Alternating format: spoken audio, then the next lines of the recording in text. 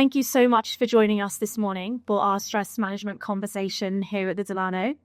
For those that I have not yet met, my name is Victoria Smart and I am from the Beauty Triangle. And I am honoured to be joined this morning by such a fantastic panel of wellbeing experts who are going to be discussing the tips and tricks to manage stress. Because I'm sure we can all agree that there comes times in life when we can feel overwhelmed or stressed. And it's not only important to find the ways to manage that in the moment, but also to mitigate the impact of stress on both our body and our mind. Whether that is irritated skin, inflammation in the body, if that's just a change in the ways that we eat or exercise or our gut health, or perhaps we're looking for ways to regulate our nervous system. Those are just a few of the things that I'm sure we're going to touch on today. But just before we do some housekeeping, you should have all found a programme at your face. On there is further information about each of our panellists and a referral card in case you wish to be connected with any of these speakers. Please just pop your mail on there and we will connect you directly afterwards.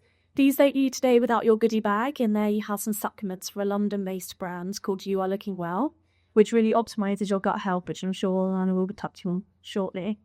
And just finally, and just a bit about Beach Triangle. We launched in London in 2019 and we're here now in Dubai, having conversations to educate and empower of whole areas of well-being and appear to be touching on some more taboo topics such as stress, hormones, and also some tarot reading with Hapasik as well. But we also launched in order to connect you, our audiences, with some of the most authoritative voices within the well-being space, which brings me very neatly to introduce our panelists today. We have laser specialist, hypnotherapist, and founder of Biolite, Mirza.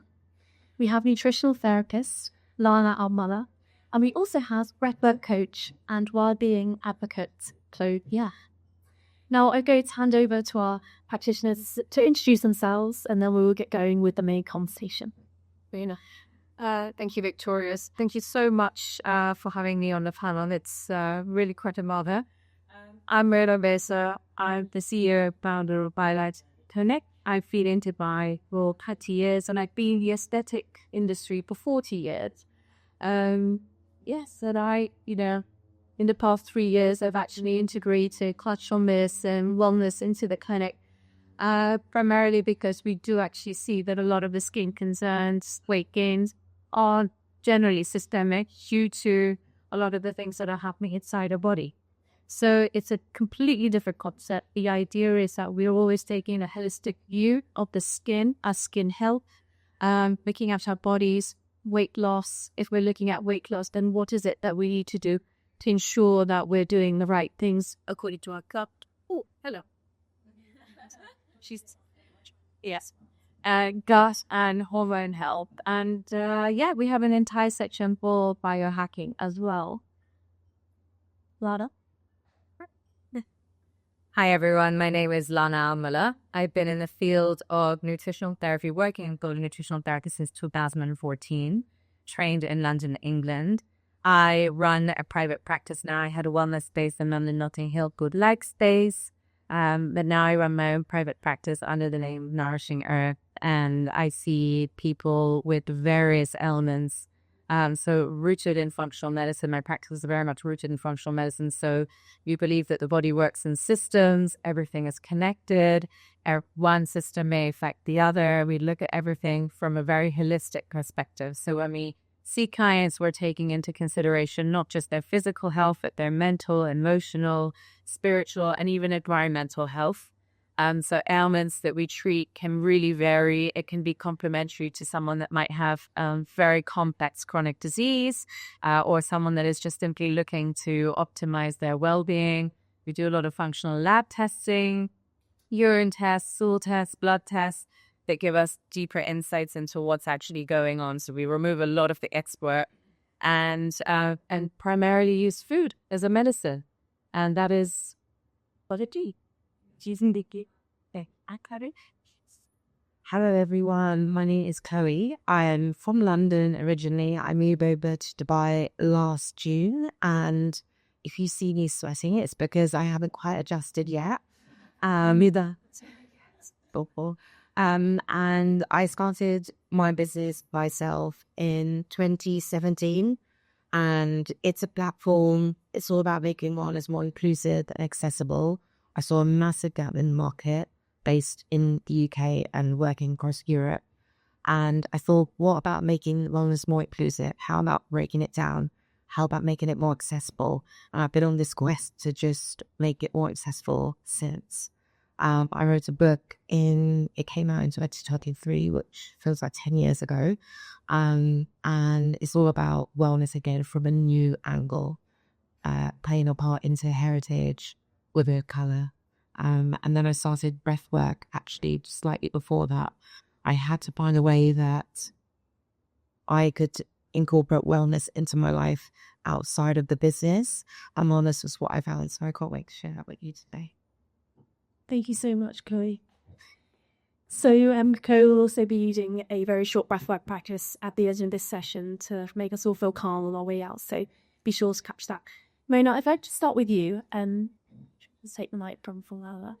You mentioned that you take a 360-degree approach at Biolite, and I think that's what I love about your practice. You're combining these traditional therapies with some really super high-tech treatments. I will try and get through some of this. Just shout. Who are the patients that you see, and what are their concerns? How does stress and you to their concerns, or stuff will breathe that into your kind of... Hello? You have to work. Right. So honestly, we see a wide variety of people coming through, from entrepreneurs, mothers, high achievers, sometimes of all of them, all in one. And invariably, they're either coming in because of their skin, could be acne, dull skin, loose skin, lax skin, and weight gain and unexplained weight gain. Sometimes they're actually struggling to lose the weight. And not everybody wants to be on Mounjaro or Ozempic, and they really want to get to the bottom of it. So usually what we would do is we would start off with doing some blood work with the functional medicine doctor, trying to figure out what is the root cause of, this inflammation in the skin. One of the main causes for inflammation is actually stress. It's the stress hormone, or cortisol. And we can't, I'm sure you know a lot about this, whether it's, the excessive, adrenals or the cortisols that's causing that. It's then down to me to ensure that we're trying to help bring the cortisol levels down and treating their skins in a holistic manner. And before you embark upon that journey and you're giving them a protocol of treatments, is there any testing that we should be doing to see where our markers are at? Absolutely. I mean, there's a lot of biomarkers one can do, whether it's your general hormones. And again, I think you would be a better person to answer that question because I'm not the functional medicine doctor. However, yes, gut, hormones, genetic markers, there's quite a few things. Even things like the skin DNA test, which is amazing. It will actually it's a predictive test as well, and tells you exactly how your skin is going to age, how, your oxidative stress, collagen rejuvenation, and various other things. So there's quite a lot of tests one can actually do. And before you embark on the treatments on the skin itself, what are the psychological steps that people could be taking? Obviously, you teach hypnotherapy. Is that a useful tool for these people to be embarking upon? Yes, absolutely. I mean, it all starts in the mind and the gut. So one of the reasons why I embarked on hypnosis and psychotherapy back in 2013 was because I was seeing so many clients with emotional blockages and limiting self-beliefs about themselves, about their own appearances. And it was really important that we address that at a psychological level. When we connect hypnosis to stress, what are we actually doing? We're actually changing that inner conversation that people have in their mind about themselves and giving them the tools to actually work with coping strategies with stress.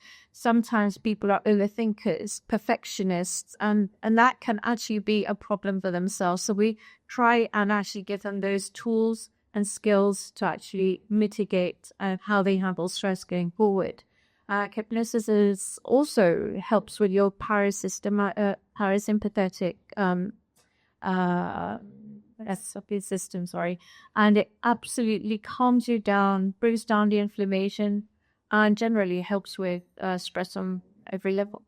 And is that something that you do in clinic, or is there almost like homework that we have to do? Because I know I recently actually had hypnotherapy back in London, and it's a process that I now embark on for 30 days. Is that something that you do here as well? No, actually, I think it's a personalized program, depending on what I'm actually looking to treat. If it is generally stress, then we try to get to the root cause of the stress and work with that. And it's like peeling an onion, actually. Sometimes people don't actually know what the cause for their stress is. And it often could be something related to their childhood trauma. I don't like to talk about past life, but, sometimes we do need to go into regression therapy and go a little deeper. But once they're done, I'm giving them recordings that they can continue to listen to afterwards as well. Is there any other practices you can use to support the mind? I know we can't hire you. Sorry. Is there any other practices in your clinic that we can use to support the mind before we go onto the skin superficially? Like, I know you use binaural beats and things to calm the mind and connect. So one of the biohacking therapies that we have, which is absolutely awesome, is binaural acoustic therapy. Binaural acoustic therapy works on different frequencies on the mind. So you have, your delta, theta, beta, alpha frequencies, and these generally work on, retraining, recalibrating, working on neural plasticity, which basically helps to bring down your brain's frequency to, let's say, theta level, which is between 4 to 8 hertz. This automatically starts to train your brain to manage stress at that kind of frequency. When you do this quite frequently, you'll find that your responses to stress are completely different to how they would be. It works very, very systemically. It's incredible. We actually train people to sleep better with binaural acoustic therapy as well. And sleep, an essential part of regeneration of the body, and also helps with the inflammation and brings down your cortisol levels. People talk about sleep, because I think that's something that we are all wanting more of. And is there anything from your clinic or any of the practice that you do that can encourage that make of rest? I know that you've got that bed that you lie on at Biolite, and I had laid on that for 20 minutes and you feel like you've slept for a few years. Yeah. So that's the binaural acoustic therapy bed, which we call soma therapy. We've got other incredible devices that actually help with bringing down the cortisol levels, which is one of my favorites, is bioresonance. It's it's been around for a very long time, but hasn't actually been put in a clinical environment quite like now. Bioresonance actually works on electromagnetic frequencies in your body. It detects the blockages, emotional blockages, any kind of low-grade inflammation in your body, and sends back corrected frequencies to actually balance your body. And it is magical. You don't need to be rushing to a doctor for pills. It picks up exactly where the problem is and just corrects it. Of course, one treatment is never enough, but a few of these sessions just work brilliantly. We're treating a lot of people for gut issues, for instance, with food intolerances, and they could be on supplements and a diet plan and nutritional plan. But at the same time, when we combine it with bioresonance, you actually see a marked difference. We've had people with allergies, be it, allergies to a cat or allergies to the dust, and we see a lot of allergies and intolerances in Dubai. Bioresonance is fantastic in actually recalibrating your body, and it allows your body's self-healing mechanism to take next. Sorry, I hope you can get this sorted. And I love what you say there about using your own body to regenerate that. Thank you. To reduce the stress and can regenerate. And moving on to the more superficial and skin-focused treatments, what can you do in clinic when our skin started to look or feel stressed? So, of course, initially we do a lot of the biomarkers just to find out, are these, is it related to your, hormones or gut, or is it food intolerances? Pigmentation for something is very, very common. So again, we would go and check your liver function tests, or we'd look at your vitamin D levels, various tests that people often don't relate to what's happening on the skin. So that would be the first point. And then obviously we're looking at things like treatment-wise, what are we going to be doing to calm down the inflammation on the skin? And also activate your collagen. So we've got something absolutely incredible, which is very, very new in the market. Again, it's quantum magnetic resonance. We seem to be going towards a lot of magnetic resonance right now. It's not a laser, it's not an ultrasound, it's not radio frequency. It's actually electromagnetic resonance. This works on actually decreasing the inflammation in your skin, simultaneously boost your collagen, and works at a mitochondrial level, which means it actually helps to stimulate your own stem cells as well.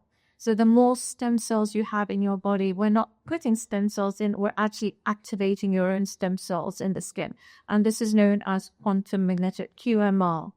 Along with that, there's a lot of other treatments such as IPL, which also works on containing inflammation using light-based technology.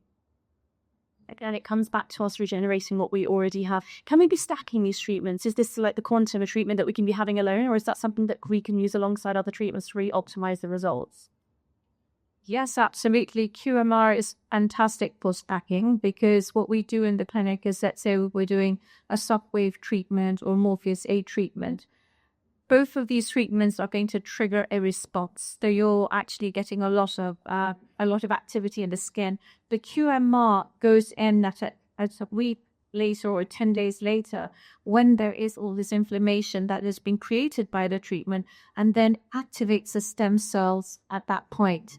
So it's done very intelligently, sandwiched in between treatments. So you're getting even twice as much of a result using, a shockwave, Morpheus A, microneedling, or any other treatment. So it's absolutely magical. And with little downtime, right? QMR has absolutely no downtime and no pain. That's the dream. Any treat without pain, I think we all want that. And when it comes to the booger treatments, almost like a facial, I know you do lots of supercharged facials in clinic. How can we be using those to make our skin look less stressed? Well, I think, again, if you're going to be doing facials, first of all, I suggest you do them regularly, at least once a month, whether it's, an exfoliating facial, something with some kind of infusion. You're always managing the skin on a regular basis. Don't let it, don't give it the chance of the opportunity to play havoc. There's a lot of different treatments you can do. Honestly, it's just based on a consultation. Once we see the skin, and then we're able to fine tune and make it a little bit more curated for our clients. Taking that personalized approach. Absolutely. And when it comes to the body about now, how can we be having a similar effect to the body as well? Because we can hold so much information in the body when we're feeling stressed or going through stressful times.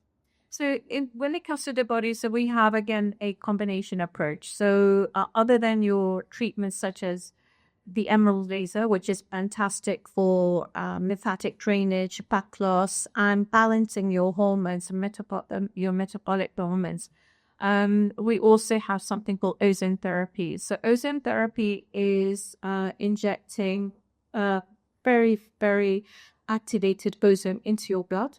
What that does is it calms down the inflammation, boosts your immunity, and also detoxifies any kind of oxidative stress levels in your body. This actually helps boost your metabolism. So if you're looking to actually lose weight while you're on different food plans and on supplements, the ozone therapy will actually help with your metabolism. So a lot of people have a lot of issues with metabolic stress syndrome, and ozone is fantastic for assisting you along on the way. I love that. Again, it comes back to using our own bodies to regenerate. And finally, I'd love to ask, what do you do to manage your own stress? Because I can imagine that running a clinic and being nose up is extremely stressful. Can you give us a few tips and tricks? Yeah, and for the past few years, actually, I have always been on a flight and fights sort of default. And recently I found out that I had autoimmune disease. So I had to make a very conscious effort to work on my own stress levels. And it was almost like I had to change myself, because I was so set in being in this flight and fight, moment, that I thought, okay, this is not working. This is not helping me. I love to spend time in the green, anywhere in nature. I actually use a grounding sheet every night. So for me, I focus very much on my sleep. So the quality of my sleep, I'm sort of almost obsessive. I wear an Aura ring to manage my sleep, and I am watching and seeing how my deep sleep and REM is doing. I find sleep really, really helps me. I'm also on a bunch of supplements that help with adrenal support. That is fantastic. It's worked like magic. Along with, of course, ozone therapy. Exercise is always a given. But for me, also ensuring that my space around me when I go home and even where I work, and you've been to my place, is incredibly calming and relaxing, not just for myself, but even for all my staff that work with me. So we're all at a certain frequency level. Meditation, breath work, very, very important. I always take time out in the morning, and I always pray. So that also helps center me immensely. I love what you mentioned there about environment and creating that environment around you. Thank you so much, Mona. That was fascinating. Thank you. Thank you. Have you got any questions, Mona? And we'll touch base again at the end. Lana. Hello. Hello. I'm very excited to hear all about your tips and tricks for nutrition, because ultimately eating food is something that we all do every day. But I love your approach, because it's not just about the foods we eat, but also how we think about food and how we're consuming them. How do you see stress impacting your patients? Wow, gosh. I mean, in most cases, the clients that come into clinic, whether it's gut issues or hormonal imbalances or unexplained weight gain or autoimmune conditions, a lot of the time when we start to do the digging, so doing a lot of functional lab testing, or even just the thorough case taking through talking to each client, I find that a lot of the root cause tends to be linked to stress, which in this modern world kind of makes sense. And I'm just seeing it more and more. And is there anything that we can be doing with nutritional therapy? Is there any particular foods that you recommend for your patients to be eating when they're feeling stress or avoiding their meals? Yeah, both. So recommendations would always be looking at foods that are rich in B vitamins, in magnesium, in omega-3s, anti-inflammatory foods. And that's because a lot of the processes that happen through stress, so cortisol dysregulation, can create things like blood sugar imbalance, inflammation in the body, so it produces inflammatory cytokines. So what we want to do with food is make sure that we're regulating our blood sugar, so focusing on eating regularly. And what tends to happen when we're stressed is we don't. We're on the go, we're in a rush. So what we want to be doing is making sure we're eating regular meals, protein in each meal to help satiate and balance blood sugar levels, and then adding in a lot of anti-inflammatory foods, so a lot of leafy greens, omega-3, so your salmon, your mackerel, sardines, herring, chia seeds, magnesium-rich foods. So magnesium is a incredible mineral that helps with so much in the body, but it is also a mineral that deeply helps with relaxation and calming our brain. So we lack a lot of magnesium generally because typically we get it from foods that have been grown in soil that is magnesium rich, but soil has become very depleted now. So a lot of the time we need to focus extra on getting our magnesium in through certain foods, pumpkin seeds, leafy greens, but then sometimes it is necessary to take supplements also. What is your view on supplements? I don't know whether it's the same here, but in the UK, it's definitely quite divided. Oh, interesting. So I look at supplements as an accelerator, as literally just a supplement to a healthy lifestyle and diet. It's not something that should overtake that. I use them a lot in clinic to literally accelerate getting into a state of optimal well-being for my clients. So somebody's coming in with, symptoms that are unpleasant and that we want to move them into a state of balance quite quickly, carefully, but quickly. We want to assist that as much as possible. So I'll always add in supplements based on what they need. And we do that through blood work or stool tests, or sometimes it's enough through talking, just understanding their symptoms. So I like to use supplements in clinic. I don't like to over focus on supplements. I always focus on food first. I have a food first approach. And then, of course, there's so many different supplements out there that it's really looking at brands and manufacturers that have, good manufacturing practice, that they're third party tested. So I'm just ensuring quality of them is also much better than, what you might find on a pharmacy shelf. Or there's so many, basically, so many. And a quality typist, yeah. I can imagine. You mentioned they're much like Mona, taking that personalised approach. What are the tests that you do in clinic in order to know what a person is lacking when it comes to their nutritional baseline? Good question. So blood work, if we're looking at nutrient deficiencies, a lot of the time we're doing blood work. But again, it's based on every individual. So everyone comes with so many different symptoms, and we take everything into consideration, not just their physiology, but, what's going on for them mentally, emotionally. If there is high levels of stress, then we might do like cortisol saliva test. And then that would really allow us to see what it is that specific person might need. So it can be arranged from urine tests to stool tests to blood tests it's so dependent on each individual and what they might be experiencing. You mentioned cortisol there. I know there was this tinge link we hear gut and brain axis. And if I'm right, 90% of our cortisol is created within the gut. Is that right? It's a really large driver of the way that we're feeling in serotonin. How has the gut-brain axis developed over time and the foods that we're eating supporting? Yeah, so first of all, cortisol is such a funny word because I feel like we hear it and we're like, but actually cortisol is such a necessary hormone that helps actually regulate our blood sugar, helps regulate blood pressure.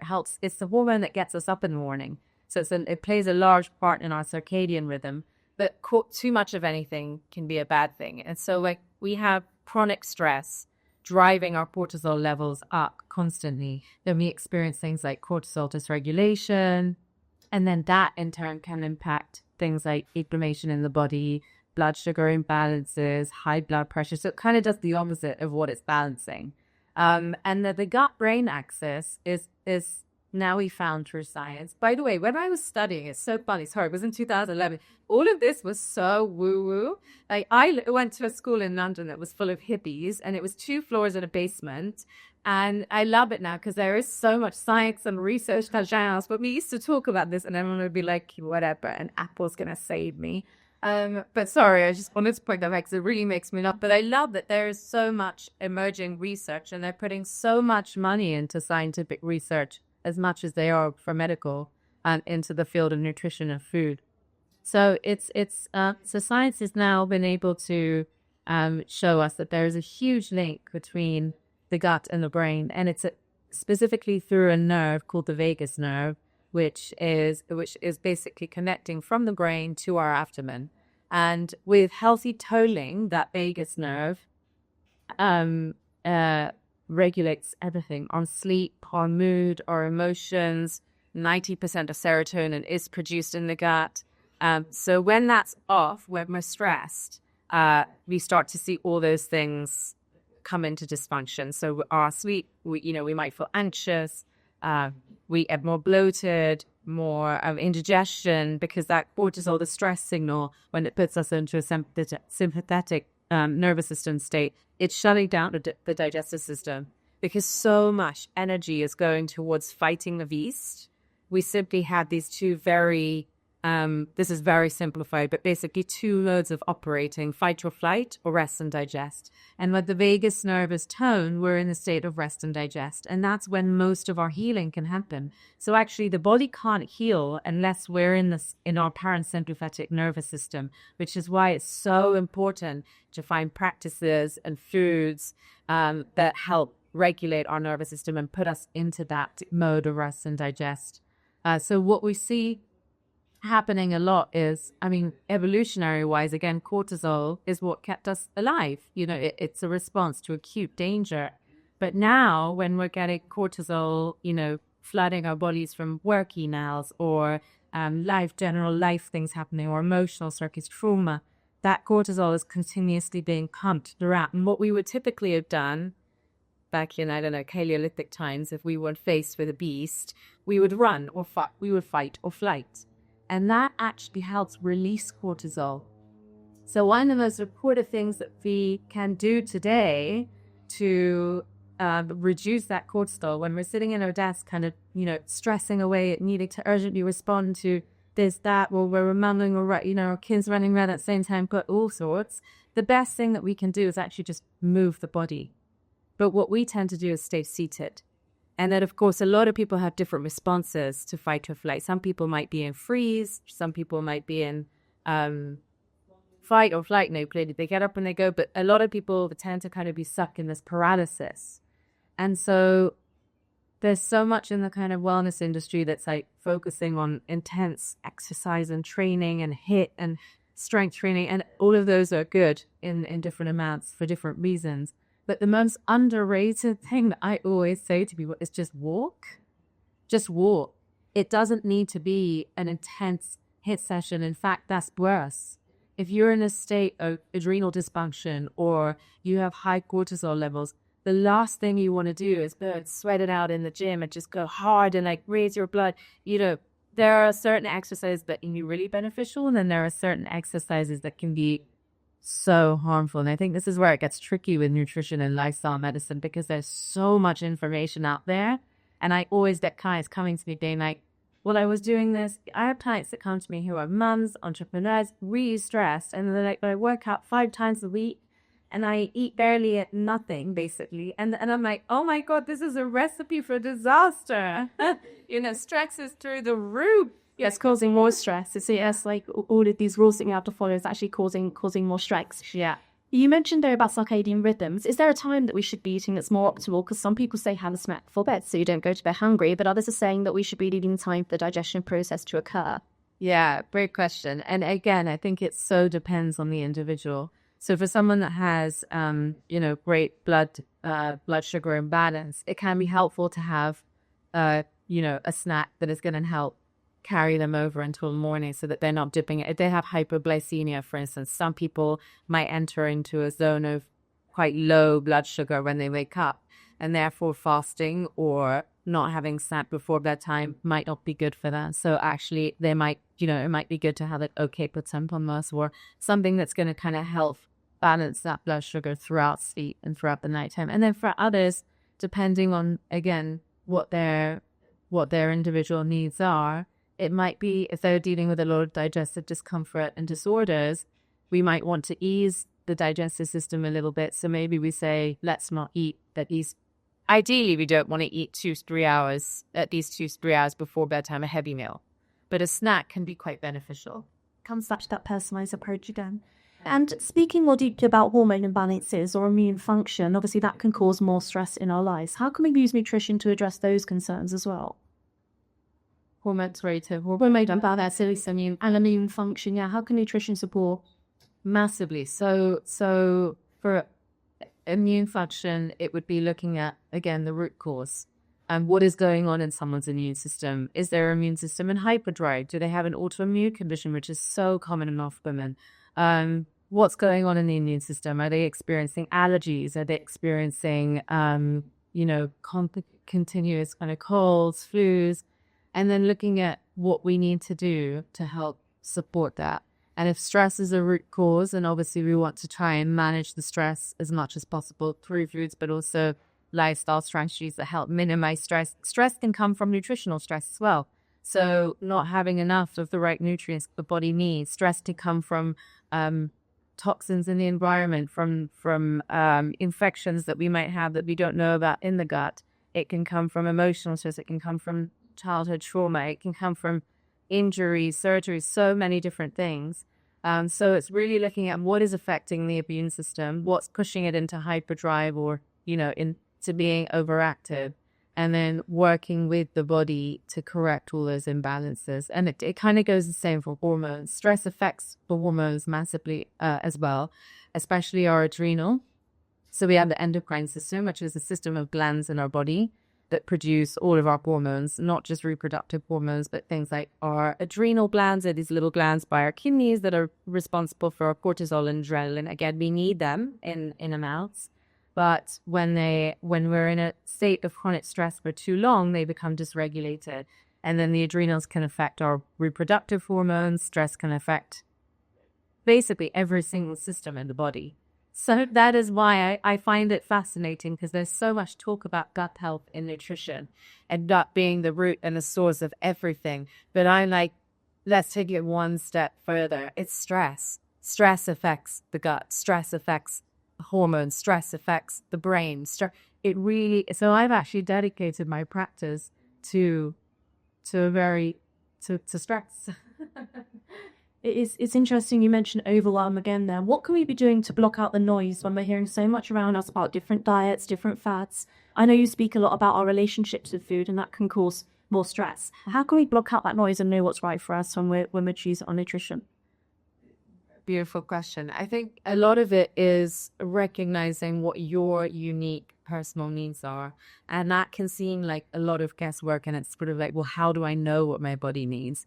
And I really truly believe what got me into nutrition was actually a nutritionist I saw way back when I was 17, and she changed my life. And she's actually the reason I went into studying nutrition. And I think what she taught me a lot was empowering me with all the information that I needed to then go follow her plan, obviously, but then I could make decisions for myself, knowing what was good for me, what wasn't. And now we have so much testing that takes a lot of the guesswork out. And I think if you work with a nutritionist that kind of empowers you to also listen to your own body's cues, that is so important. So I find working with the right practitioner such a huge deal, not just any practitioner, but someone that's going to empower you to be able to understand your body, learn more about yourself, and listen to those natural cues and be able to tell. There's so much intuition. And I think a lot of the time it's about how do we reconnect to, to our own intuition to tell us, because that's how we survived all these years. We didn't have the internet. We didn't have information. We were foraging in forests, and some of us would probably be poisoned and die from eating a mushroom, and some might have an amazing hallucinogenic trip and see God. I don't know, but it was a lot of trial and error, and we learned that through exploration, being so in touch with our natural environment, our land. And that's why I love what you were saying about your book and going back into and heritage. That's a lot of my practice now as well. It's looking at genetically what we might actually also respond to better based on where we were from, what the land that we, in our family generations, the land we grew up around, certain foods might be extremely medicinal for us because that is how our body adapted, evolved. And so, sorry, that's going into a whole other world of. No, but I think that's fascinating. It's so beautiful what you say about reconnecting with yourself. And actually, we are more resilient than what we think we are, and just trusting the intuition. You speak about that resilience when it comes to food, and on a more positive note, that we're actually more resilient than we think we are, and that our bodies kind of work really hard for us. Can you speak a little bit about that? Because I think that's a really empowering and positive way to think about nutrition. Yeah, I love that. I get a lot of, I have friends who are like huge activists in the kind of field of environmental health and physical health. And I had a friend constantly messaging me being like, that's not good for you. That's not good for you. That's going to kill you. And I just would laugh. And I was like, listen, it's not going to be helpful at all for us to live in this perpetual state of fear, because the world is not perfect. It's just not. And if I'm constantly living in the state of fear of the air, of the water, which are all very true, how does that serve me? And also we have to trust and recognize that our bodies are so resilient.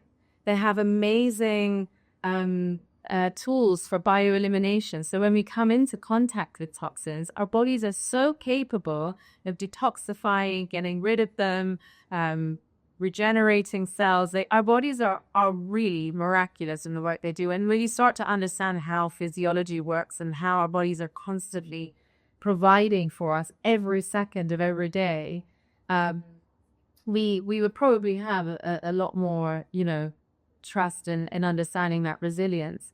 But again, I think a lot of these fear tactics can keep us feeling that we're not enough and our bodies aren't okay, and we need to kind of keep depending on that thing that's going to heal us, or depending on something external, when actually all we need to do, the body's so willing to heal, so willing that I notice the clients, when they go into following their protocol 2 weeks in, that you can experience the most unbelievable changes. If I went through that, where my whole life from birth until I was 17, I was really unwell. I was in and out of hospitals and doctors and all kinds. That it's not that I went back to how I used to, because there was no used to for me. I didn't know what it was like to have a good quality life until I saw his nutritionist. And 2 weeks into that, I experienced the life I never experienced. With, my mood, anxiety, depression, weight, everything. My whole life changed. And it just goes to show how willing the body is to want to heal if we just give it the little kind of support that we need. It's like we give it a tiny support and it will do tenfold for us. It's so beautiful when it comes back to sort of Mo was saying about regeneration and our bodies wanting to regenerate. And final question for you now, what are the tips and tricks that we can take away that are really actionable that we can put into practice today to feel less stressed? Yeah. So really simple things. I'll start with kind of lifestyle medicine. One thing is just daylight or sunlight in the first 30 minutes of waking up. And I know I have friends in London and they're like, sunlight, what? It doesn't exist. It's in. But daylight is just as effective. So getting out into just outside for even if it's 10 minutes, 15 minutes, just to get that kind of daylight or sunlight exposure. Really helps boost the circadian rhythm and also lower cortisol. Hydration, also so underrated and so overlooked and so simple. Ideally, we want to aim for 2 to 3 liters a day, especially for drinking teas, coffees, diuretics, or, in a hot country where we're expecting a lot more. Being dehydrated can create a lot of stress. And then having regular meals. Ideally at kind of regular times if we can, but just making sure we have a good combination of protein, fats, complex carbohydrates on our plate. These are the kind of basics, and obviously avoiding ultra processed foods as much as possible and refined sugars as much as possible that are pro-inflammatory and are going to kind of put our body under further stress. I'd say that those are the 3 most kind of basic. And then obviously if you want to take it further, go and do something that's going to really help you personalize that approach, whether it's testing or seeing a practitioner that's going to kind of take you down that road to really look at what's going on. Fox breathing, which I'm sure you all now come into, is something that I love doing myself. But yeah, it's just a very simple breath technique that I sometimes give to my clients, where you breathe in for 4, hold for 4, exhale for 4, hold for 4. So you kind of can visualize it as a box. So as you breathe in, you move up one side, hold, move across, breathe out, move down, hold, move back across. And I think that's why it's called box breathing. I studied mindful meditation at one point in yin yoga, so I used to use it a lot in practice, but it really helps put the body into a state of parasympathetic nervous system. So those are, yeah. I think we're going to try a similar breath in a moment now. Thank you so much. That was brilliant. It comes back to the personalized approach again and just taking that moment to really distress and relax. Thank you. Any questions for Laura at the end? I'll keep you long.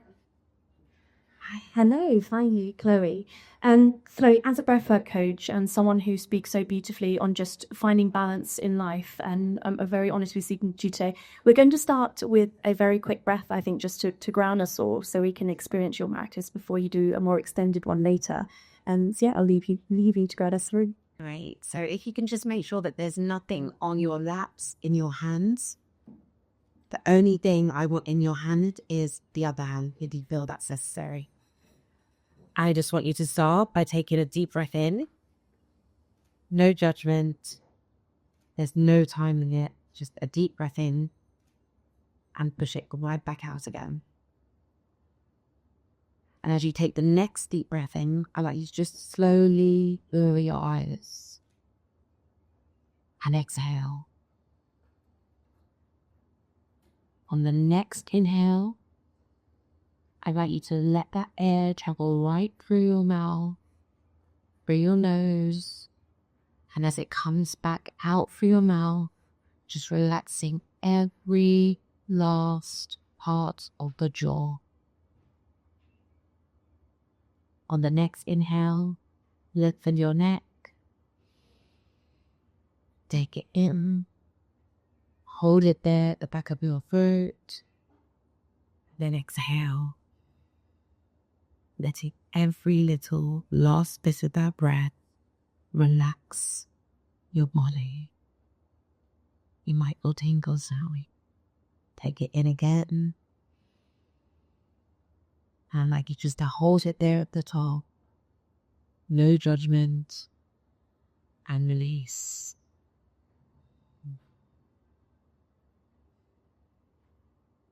And again. Breathe in. As pace that suits you. Hold.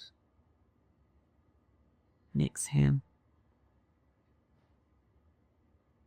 On the next journey, I'd like you to think about your breath that's just traveling throughout your body. You might want to envision it traveling through your fingers, through your hands. I just want you to melt away at any tension that there might be in your body with just this moment of breath.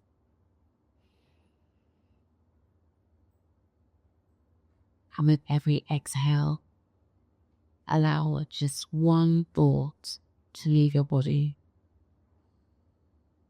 Just one.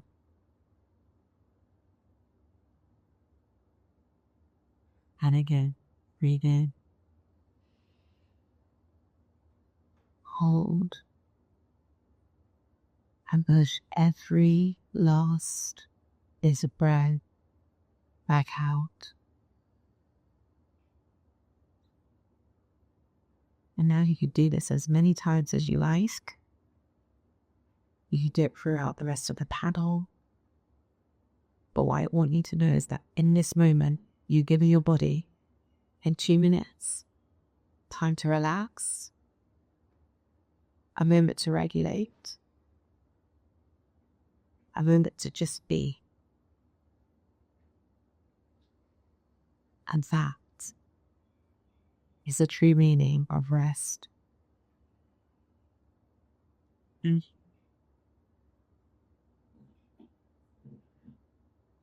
Wow, that was beautiful.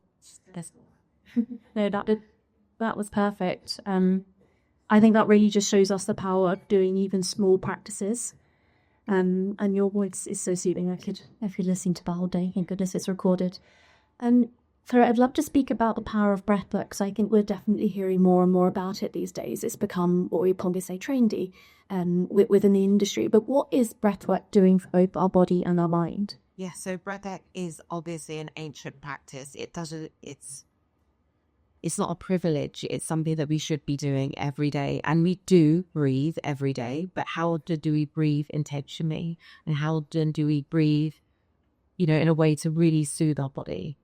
And for me, yes, it's ancient. That is something that I'm still learning. I'm still learning different practices I can do. It is helping me to break it out. Hanging in hairspray, I was really quite bothered. And I went back into the bathroom that you saw. And I just splashed my face briefly. And I just sat in front of the mirror and just breathe for a minute. And it was about intention. And it's something that I always bring myself back to. I'm no pro. I hate the word expert, because if I was an expert in my head, I'd be dead. I'm alive. I'm very much alive, and I'm learning as I go. And that's the beauty of what breathwork has taught me, is that there's so much going on in this world. If you take a moment just to stop, actually so much can come up for you. You can connect so much better with yourself and with others. And honestly, if this is what my life is meant to be, I wish that I'd got here sooner. So I recommend it to everyone. It's so beautiful what you say there about it's something that we do every day. And I think some people are like, I don't need to do that. Like you say, I do it. Are there many different types of breath that you're doing? Because like Lana said, it can be really empowering actually to have that cortisol to bring our states up. But also sometimes that we do need to down-regulate. Can we be alternating between different types of breath work to adjust our state? So I meet people all the time. I meet other breathwork practitioners. And actually there's so many ways to breathe. There's so many different practices. And you might see there's all of the 9D breathwork sessions. There's all of these very, I would say, quite masculine energy breathwork sessions that, are really good for most aspects of you if you want to be more productive. And if you're in that type of mood, in that kind of set. But what I do, and I can get plays to my natural abilities and my voice and my tone of voice, is I provide more the feminine energy type of healing, type of breathwork, which is more based on nurturing. And I think for me personally, I need it. I'm a mother, so it also lends itself to my son. So I'm making practices every day with this tone of voice. Of course, I have range as well, so it depends. But this is something that I do, and that's what I really believe in, that there's a space for everything. There's techniques that can really build you up, that can really make you feel that you are in a high intensity workout. And then there's also times that breathwork can really assist you with your breathing, with your sleep, getting through the day, getting through challenging moments. And that's when I really like to utilize it. It's beautiful that you mentioned accessibility. And I think that's something that we'll all touch on later, because that's something that you're definitely increasing in the industry. But I also love that you curate these sequences with other modalities as well, such as tapping alongside the breath work. So you can always stack these, a bit like Maine was speaking about with treatments. How does tapping work, and what is that doing for our nervous system? Yeah, so actually there's not too much different between breathwork and tapping. They're both quite active practices, but there are many different layers to both of them. And with tapping, it's all about with breathwork, it's all about the rest and digest. And I really hope that you said that. With tapping, it's the same. It's almost, how do I say it? I think it's really good for blood regulation. It's about pushing blood, about waking yourself up as well. It's always really good for calming yourself as well. Again, breathwork is something that people can do at any time. Sometimes with tapping, it's very obvious. So I prefer to do it in a space that is more of a safe space. And I encourage people to do it in those safe spaces as well, because it can look a little bit odd. People can worry like what's going on with path. But, there's different areas for tapping as well. So, if you've got a migraine or you feel a headache coming on, I had one yesterday, quite a dull one. What I started doing was just tapping at the side of my eyebrow. So that's kind of like just kneading into that area, is kind of awakening it. It's wakening up that dullness. If you do it underneath your eyes, that can really help you feel a little bit more perky in the day. I do this for my son. Heard some gentle words. Just do that. And then also for if you're really hot, if you do it on your chin, actually, it can really calm you down. So alongside breathing, it's a way of sacking, but it's a way of really targeting certain areas of your body that might need, some attention. There's also other ways. So if I think it goes into another practice, but you kind of pinch in between your thumb and your finger and basic hair. That can really help with headaches. That can help with stress regulation as well. So these are more physical things, and I actually lean those towards self-care, because self-care to me is more of an action. And yeah. It comes back to awakening our bodies again and using what we have within us to heal. And I was often taught that this actually is supposed to like awaken you if you're in a moment of stress in your mind, that just by grasping that can take your mind to a different place. Would you just explain to us how you see meditation? Because this is something that you lead off, and I know that you lead at the studio here as well in the Delano. But you take this beautiful approach that we don't need to be in a certain space, or it's like sitting a certain way to meditate, which I think is sometimes the understanding. So I think that might be this microphone in my chest. And what is meditation to you, and how can we be practicing that more often? So meditation to me is just another, but it's another mindfulness practice. And again, you can do that all together. In the practice I do at different studios as well as HWH, we start off with a bit of mindfulness, we then go through a breathwork journey, and then at the end we tap. So it's something that you can do at any time in a place. And what I encourage people to do is to learn what works for them, what feels good in that session, and then try and practice that every day. So I'm not sure if I answered your question. I'm actually just going, baby, but yeah, I just encourage people to do that every day. And it is something that you can take with you. It gets me through really harsh times. And, if you don't want to do tapping, so obviously, you can actually just do it on your wrists. If you kind of press into your wrists, if you lead into these areas, tapping isn't just what you think it is tapping. It could be rolling into your muscles. It could be, just connecting with yourself in other ways to remind yourself, who you are, what you're doing in that space, your reason for being there. I think it is quite empowering. Could it be beneficial to go and do these in communities as well, of other people leading these practices? I mean, a bit like we were saying about environment, being around people that are also conducting these practices at the same time. Yeah, definitely. I think when we're in a place like Dubai, there's so many different options, and I encourage people to try everything, because there might be things out there that don't work for you, but you're only going to know that much and try it. But like I said, there's something out there that does work for you. You have to go out there and try it. One thing that has brought me through my journey is making sure that my practices are more accessible. And I looked at what does accessibility look like? Does it mean that there's just different faces around the table? Does it mean that there's different people, different, levels of equity, people with different abilities and disabilities? And I think that's a beautiful thing that I'm working on at the moment, and she's kind of bring breathwork, tapping and meditation to people that just are marginalized and don't have this accessible access to breathwork. And those are at the moment ESL users, deaf users, because actually there's a lot of wellness practices that are available for even with physical disabilities, but actually ESL users and deaf people with hearing disabilities are often the ones that always get overlooked, because theirs are not physical. Yeah, it's not very visible.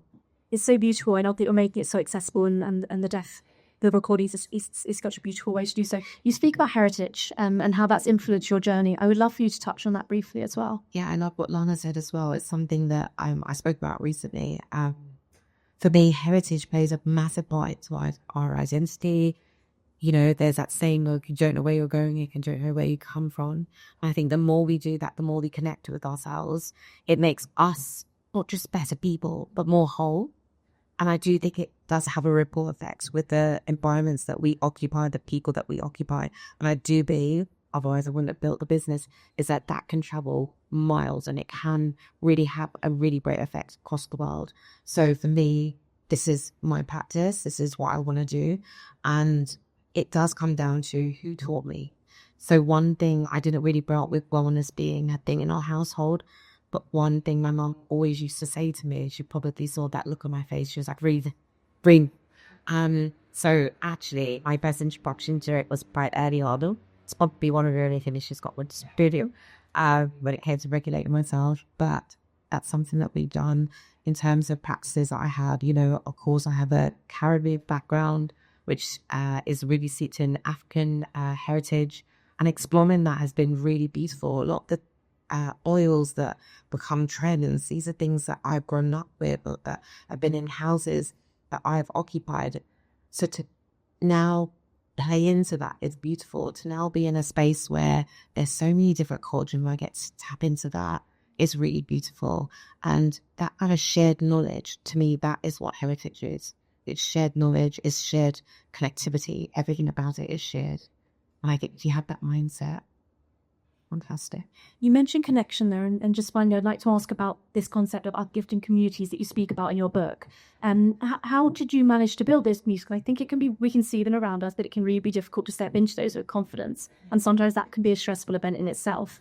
How do you recommend that we enter those communities or even build our own? So for me, if I break it down very simply, I don't step into those places with confidence. I step into them with a willingness to learn, and that is my objective. So it's not to go in there and say, well, I heard this about breathwork. No. It's for me to go in and understand what are their pain points, what are the things that make them tick, what does joy look like to them. That's the best way to end community. You don't make a relationship with someone by saying, this is what you should do and this is what you shouldn't be doing. You come in and you ask them, how are you doing today? What is going on for you? What does your life look like? And it's having that same approach. And for me, because I have that, I don't really feel as if there's any room that I can't occupy because I'm going in this intention to learn. I don't go in saying I'm an expert. Yes, so I smoke. Yes, I do this every day. But I'm open to learning. And that just makes you even more receptive to you. You can learn so much from them. You know, if you think about all these different tribes that still saying no to the outside world, they're, you know, the people that do get in are the ones that are wanting to learn, and they're not taken from them. It's not transactional. I just think having that approach helps. That was a beautiful note to end on. Thank you. Thank you so much, Chloé. Well, that brings us to the end of the conversation, and a huge thank you from me for all of you to be speaking on each part. But what I think I definitely learned, and I think we'd find the same, is it's taking that personalised approach, but also trusting ourselves. And we can find peace in ourselves if we really try. We do have some time for questions and answers before we lead a breathwork session. Does anyone have any questions that they'd like to ask our panel? Don't. No, roadmap. She was so beautifully articulated. Maybe they covered everything. But I'd like to express, and maybe it's direct to all of you. I mean, I know I've done a lot of inner work, I've done a lot of work. I would have put like ballast sectors, but like I still got get up tolerance to stress. I know what to eat, I know what to do, but I still can't. Like I feel like life here is so busy and it's hard to sort of catch you up. So what could be the signal most important thing? And you still meant to be able to cope that stress.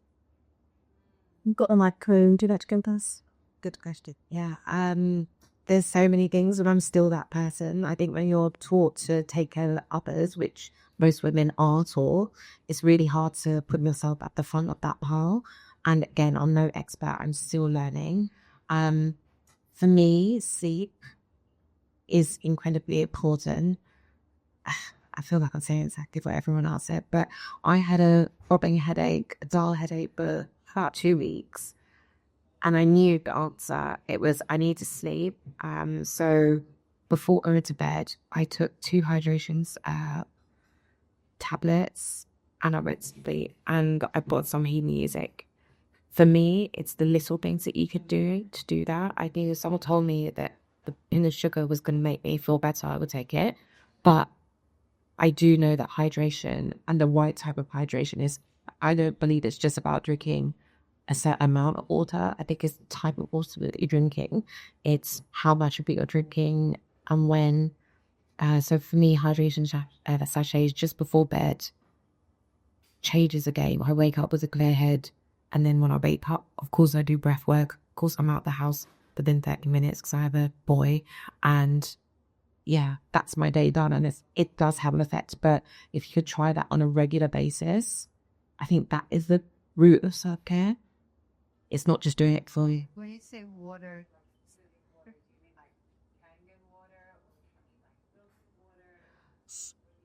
Hey, Marie, can I help my handle bias?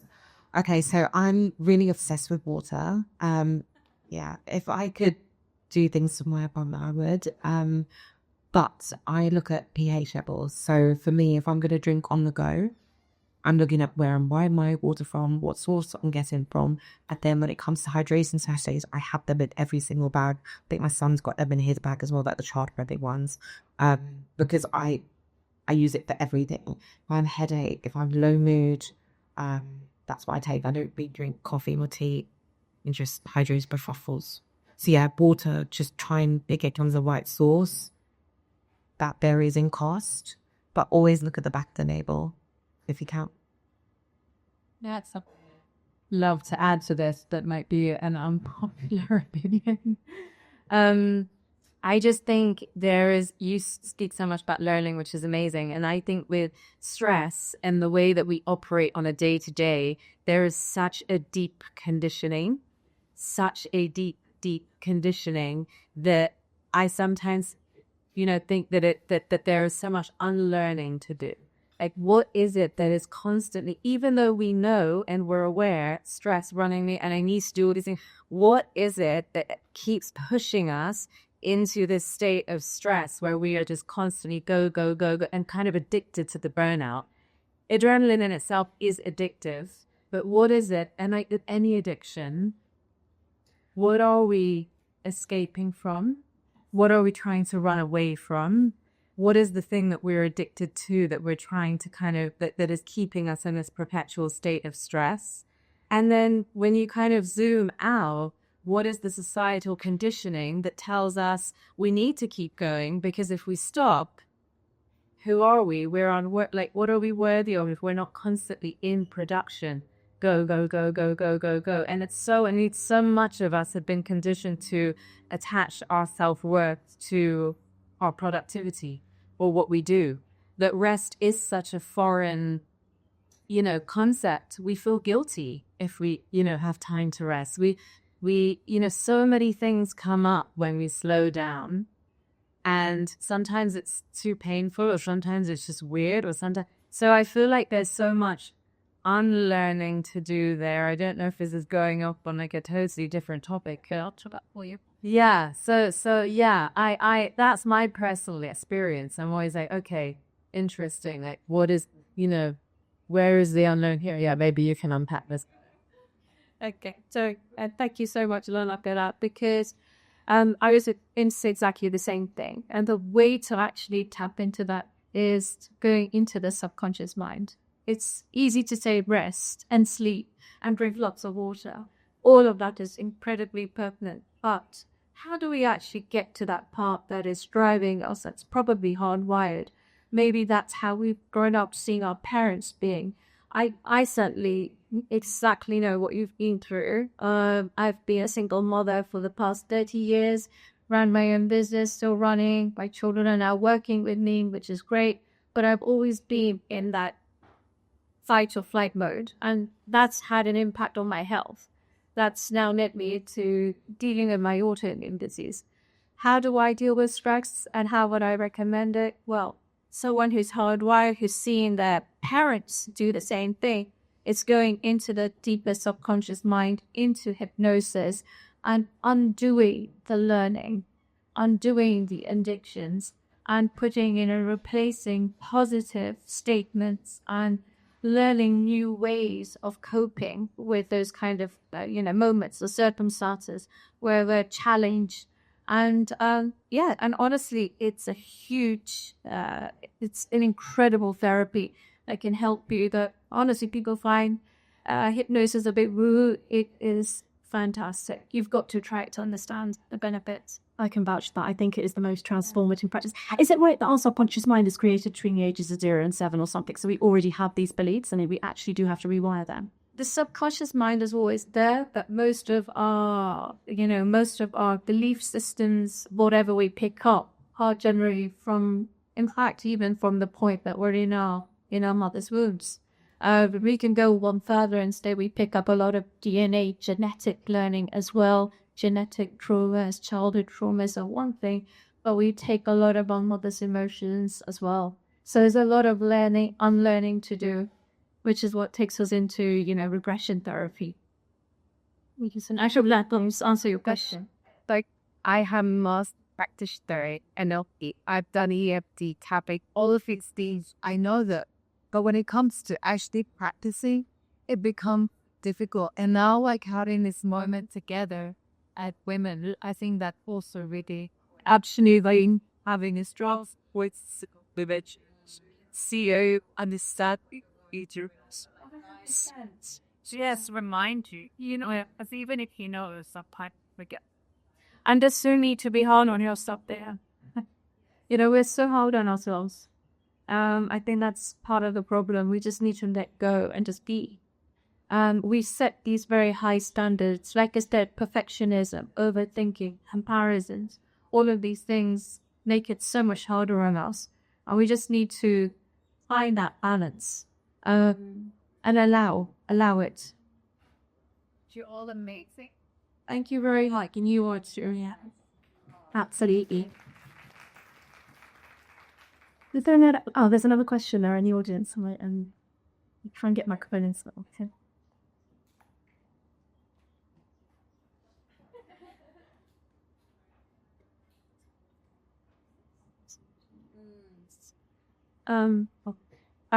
I completely relate to your point about stress and everything. Like, as somebody in their early 20s is kind of trying to figure everything out, I feel like I'm constantly being told, like, work super hard until you're super burnt out, do everything. If you're tired, just nap, like literally constantly being told to hustle. And I feel like it gets super overwhelming, and almost like if I'm not stressed, I'm so guilty, and I'm like constantly comparing myself with people my age or older.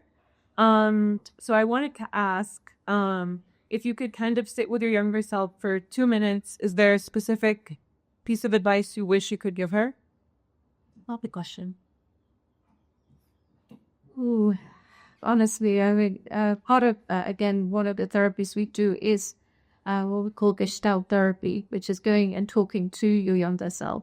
And that is incredibly transformative. And as an adult, you will know what you need to say to your younger self. You know that you don't need to be so hard on yourself.